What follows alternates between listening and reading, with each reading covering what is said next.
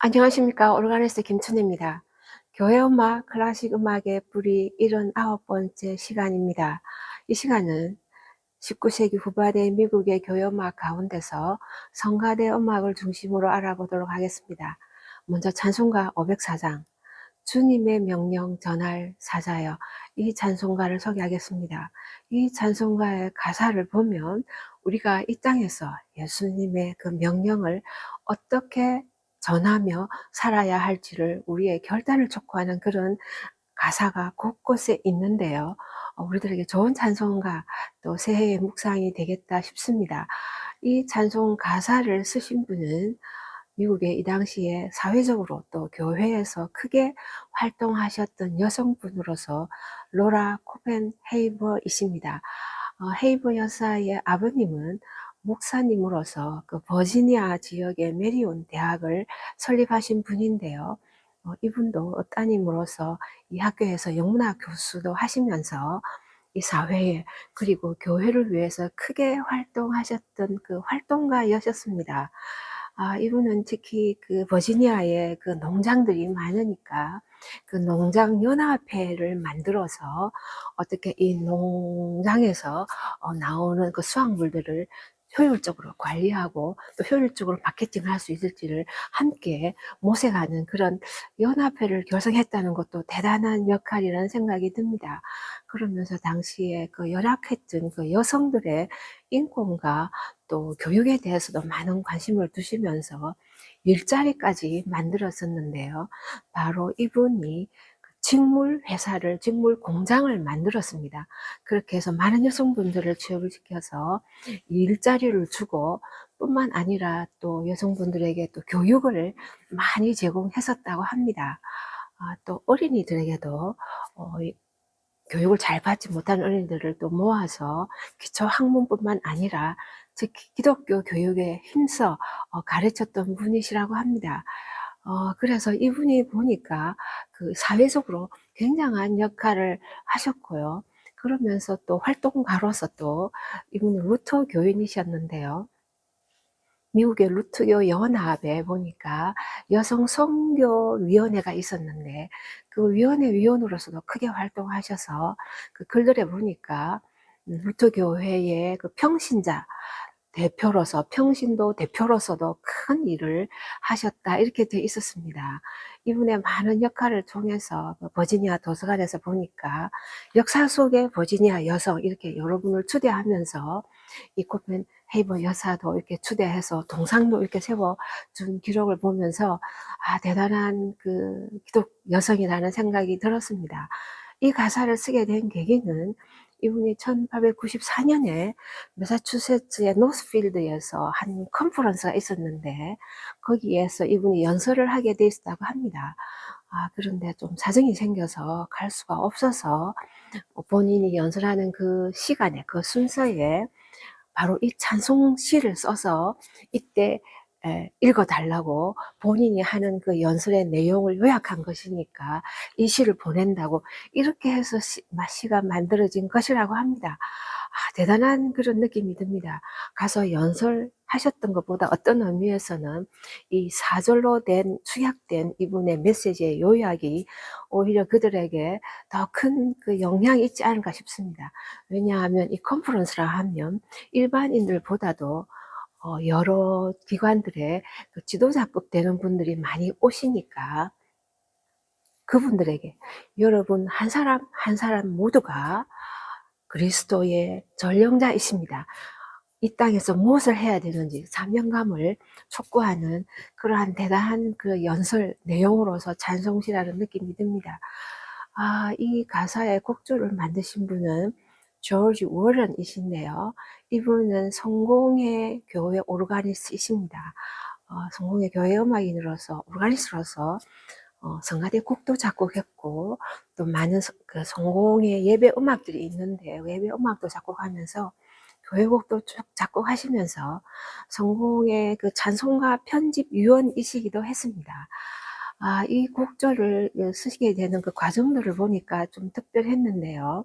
이분이 곡조를 쓰셨을 때 쓰시게 된 그 계기는 그 이전에 이미 시가 하나 있었는데 같은 성공의 목사님 로버츠 목사님이 계시는데 이 로버츠 목사님이 미국의 독립 기념 1776년 100주년 1876년에 우리 선조들의 그 강한 팔로 인도하신 우리 선조들의 하나님이라는 그 애국적인 그 찬송 시를 쓰셨는데요. 이 시가 쓰인 후에 계속해서 미국 작곡가가 아닌 그 러시안 힘이라는 그 찬송 곡조입니다. 러시아 국가는 아니지만 러시안 힘이라는 찬송 곡조에 의해서 이 시가 불렸었는데요.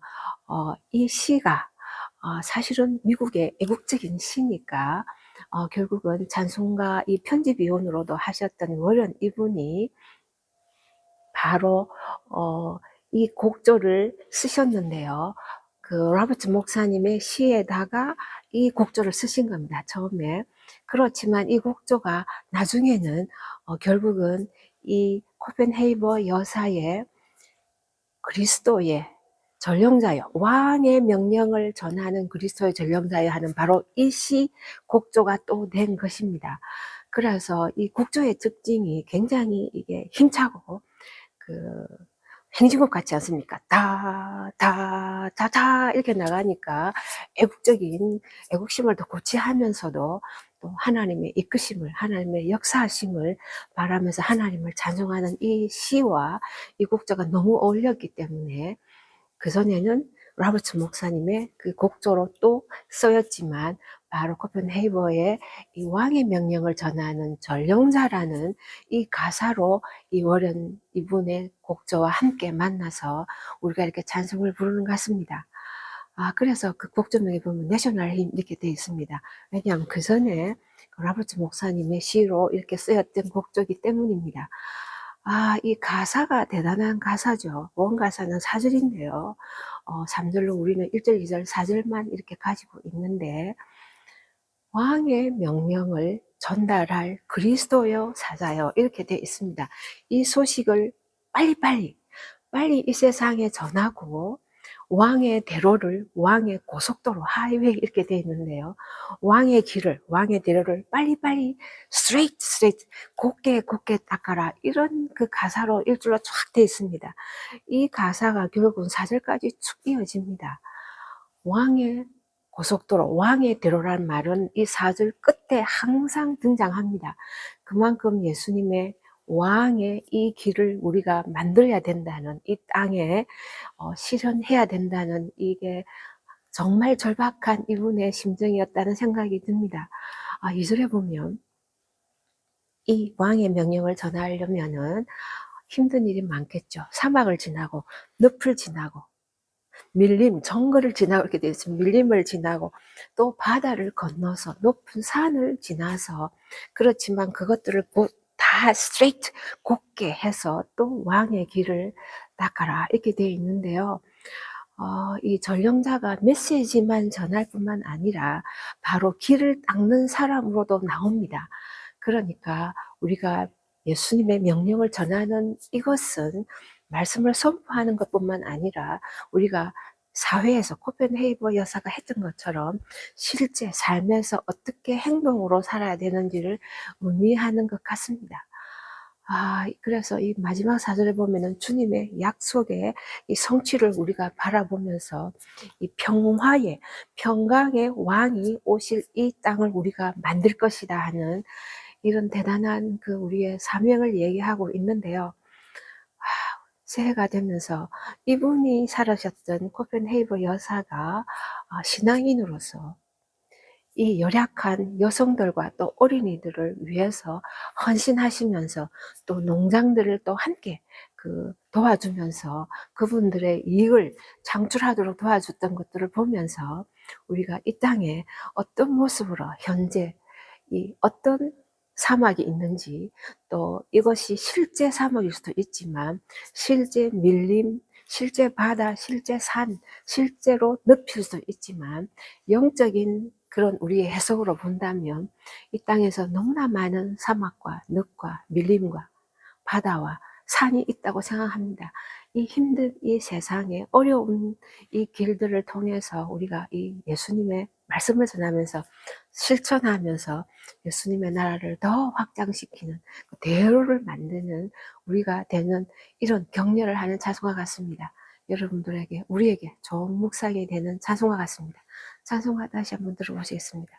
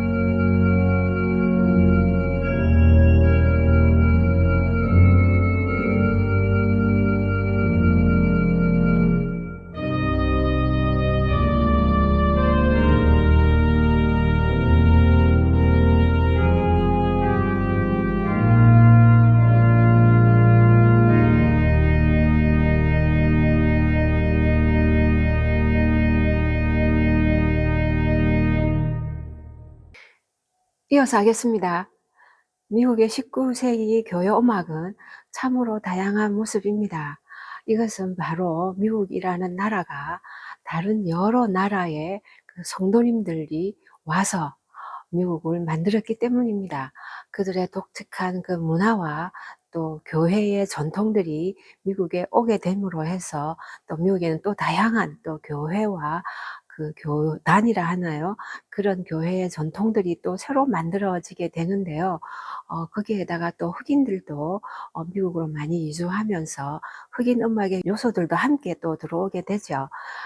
이런 가운데 미국의 교회 음악을 예를 들어서 성가대만 이렇게 얘기를 한다고 해도 참으로 다양하다고 할 수 있습니다. 개혁교회의 그 여러 교단들의 모습도 사실은 각기 다르고, 또 전례를 행하는 루터교 성공의 가톨릭 교회라고 해도 또 거기도 또 많이 다르고, 그래서 하나로 설명하기는 불가능하고, 하지만 성가대 곡이라든가 성가대 모습을 만약에 얘기한다면 어느 정도 보편적인 선에서는 얘기할 수 있는 공통점은 있을 것 같습니다. 예를 들면 큰 교회 중심으로 이루어지는 그러한 그 제대로 된 본격적인 예술성이 뛰어난 그러한 레퍼토리가 있는가 하면은 또 아주 소박한 그런 레퍼토리가 당연히 있는 것이죠. 작은 그 페리시 교구 교회거나 아니면 아직도 개척 중인 그 교회라든가 또 작은 교단의 또 적은 성가대로 구성된 그러한 교회라고도 한다면 당연히 소박한 성가대곡을 할 수밖에 없으니까요. 그래서 교회의 성가대곡의 레퍼토리도 어떻게 보면 천차만별이라고 할 수 있을 것 같습니다.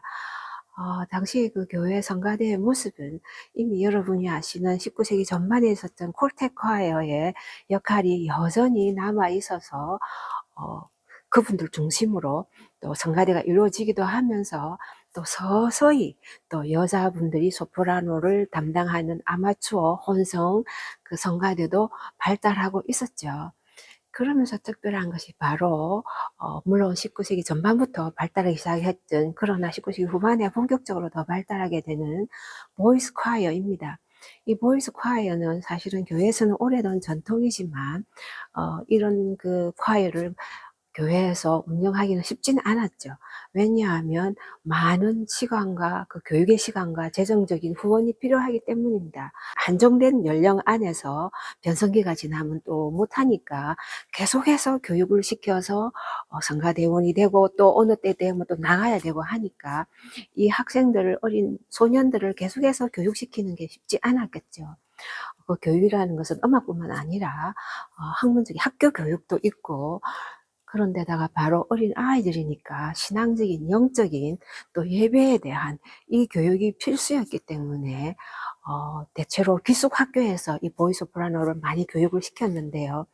이러한 까다로운 조건 때문에 쉽지 않았지만 교회가 안정되어 가고, 특히 대형 교회에서는 서서히 이런 모습들을 갖추려고 노력하는 것들이 일어나면서 19세기 후반 가면은 좀 더 그 큰 역할을 하게 되는 것을 볼 수 있습니다. 이 다양한 교회에서 다양한 모습의 성가대원들이 그 불렀던 교회 성가대 레퍼토리라 그러면 또 다양할 수밖에 없습니다.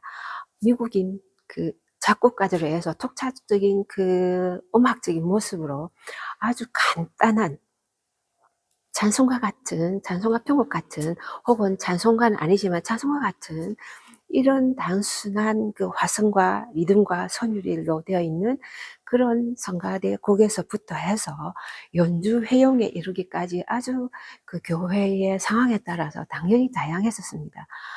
여러 교회의 그 레퍼토리 기록들이 많아서 더구나 기록이 남아있다 하면 좀 큰 교회들이겠죠. 그런 교회 기록들을 보니까 어마어마한 레퍼토리도 있긴 있었습니다. 보이스 콰이어가 당연히 들어올 수도 있고, 아니면 큰 그 브람스 같은, 프랑크 같은 그런 곡을 그 부르는 교회도 있기는 있었습니다.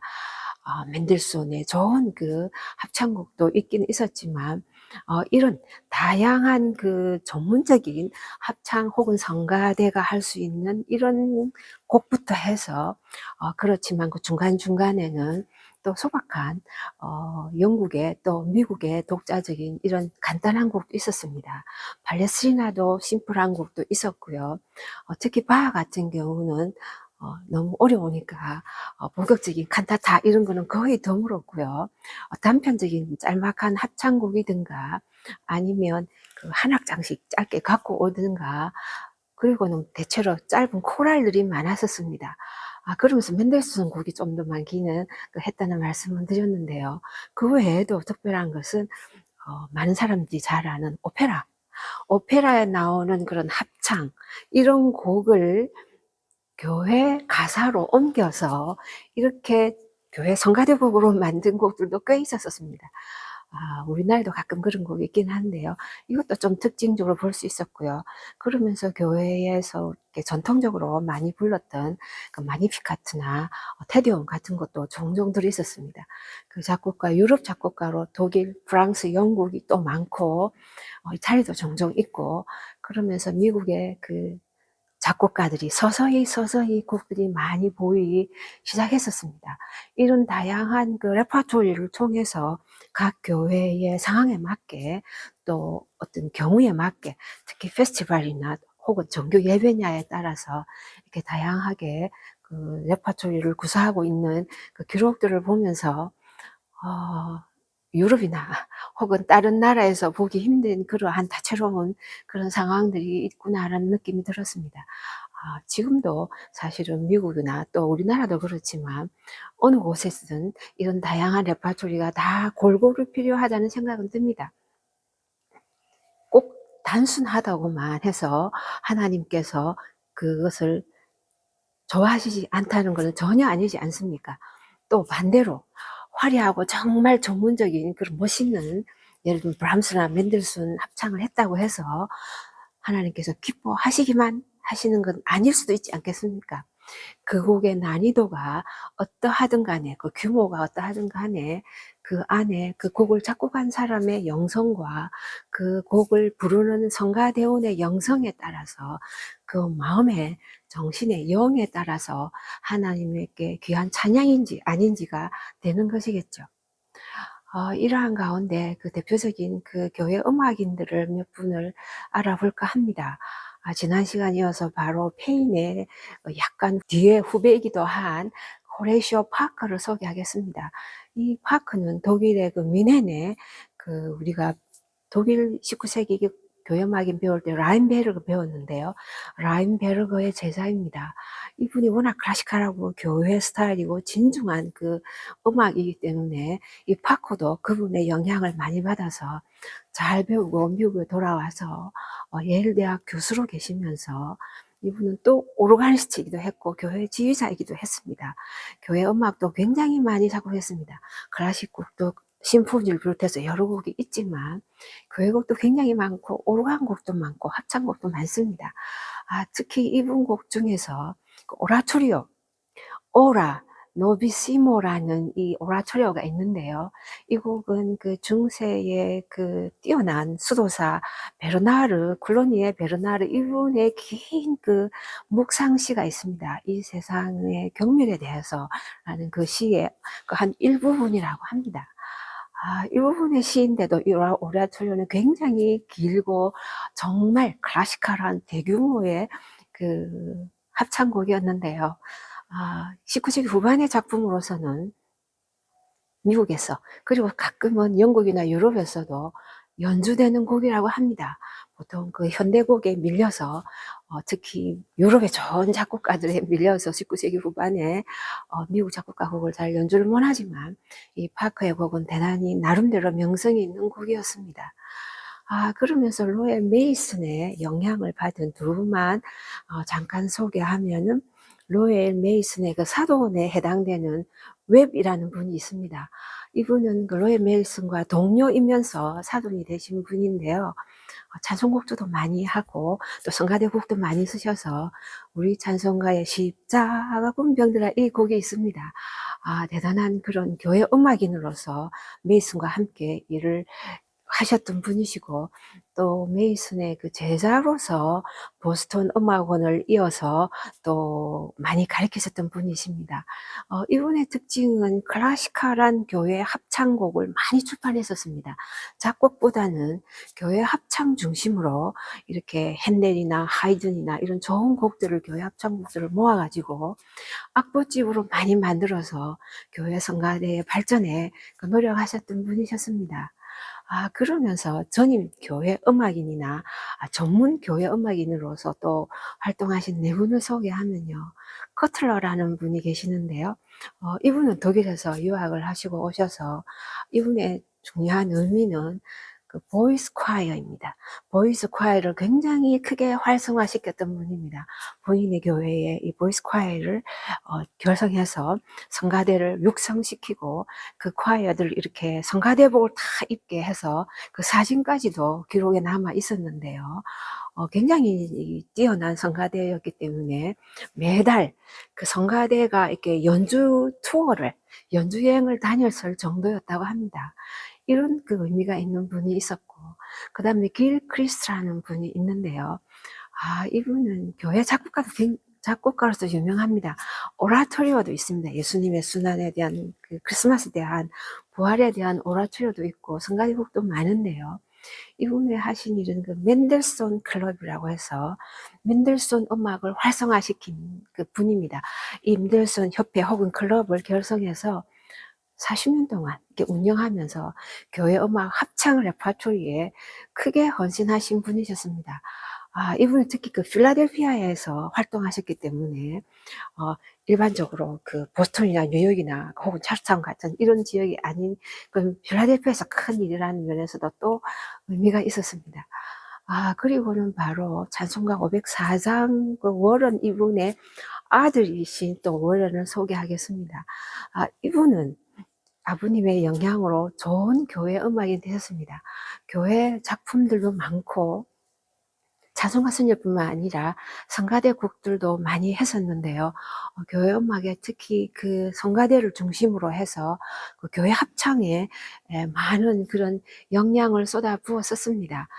이분의 아버님의 그 영향으로 이런 그 일들을 그 합창의 클래시컬한 면을 이렇게 역설하시고 또 많은 악보집을 그런 냈다는 면에서 이분 찬송가와 연관해서 이분을 함께 소개하게 되었습니다. 바로 마지막 분인 루트킨, 지난 시간에 잠깐 언급한 분인데요. 이분은 또 미국의 또 다른 즉 일리노이 지역 쪽에서 노스웨스턴 유니버시티 대학의 음대 교수님으로서 바로 교회 음악학과를 개설하신 분이셨죠. 그러면서 우리 찬송가에 주너를 지키시고 하는 638장을 작곡하신 분인데요. 이 찬송가는 바로 민수기 6장 22절부터 나오는 제사장이 이스라엘 백성을 축복하는 축복 기도지 않습니까? 그래서 지금도 특히 루터교 같은 교회에서는 목사님이 축도하실 때 이 비전을 많이 쓰시는데, 이 찬송가 합창곡이죠. 사실은 이거를 작곡하신 분이신데, 이분의 특별한 면은 교회 음악인으로서 물론 학과 개설하시고 많은 곡도 있지만 미국 중쪽의 중북부 지역 지역을 중심으로 해서 아카펠라 교회 합창곡을 많이 만드신 분입니다. 또 합창단을 또 많이 만드셨습니다. 혼성 합창도 중요하지만 교회의 아카펠라 합창을 결성하고 발달시키고 또 합창단을 위한 레퍼토리를 많이 작곡하셨습니다. 그래서 이분의 영향으로 이후에 미네소타나 또 여러 지역 근처 지역에서 아카펠라 합창단을 결성하고 또 아카펠라 합창을 위한 교회 합창을 위한 또 레퍼토리들이 교회 성가대곡들이 많이 나오는 것이 다 이분의 영향력이라고 합니다. 사실은 소개 못한 분들이 더 많이죠. 너무나 많은 교회 음악인들 리스트를 제가 보면서 오히려 소개하지 못한 이분들로 인해서 미국의 교회 음악은 여전히 굳건하게 파운데이션을 이루면서 지금까지 발달해 온 것이 아닌가, 다양하게 다채롭게 발달한 것이 아닌가, 이런 생각이 들었습니다. 오히려 숨어있는 분들의 역사가 더 뛰어난 것이겠죠. 이분 소개한 분들이야 빛을 발하고 또 명성도 얻었고 또 역사에서 또 알아주는 또 기록을 남기는 그런 분들이지만, 기록이 없는 이런 분들이 주님께 보실 때는 더 귀중한 분들이 아닐까, 그런 생각이 듭니다. 앞으로 또 미국의 또 소개 못한 독특한 미국만의 교회 음악의 요소들을 조금 더 소개하는 그런 부분들을 가지겠습니다. 다음 시간 뵙겠습니다.